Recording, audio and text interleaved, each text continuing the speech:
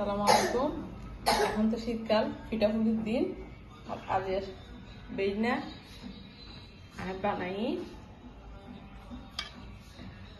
এই রসদি শীতল পিঠা।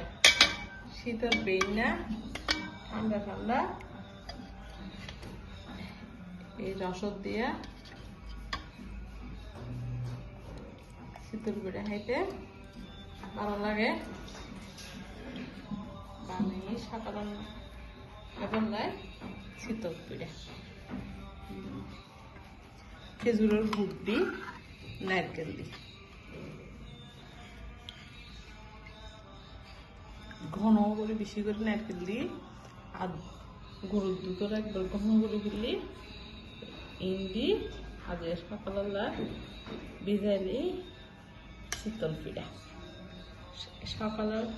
শীতের সকালের বেইনা কিন্তু এনলা পিঠা পুলি খাইতে ভালো লাগে।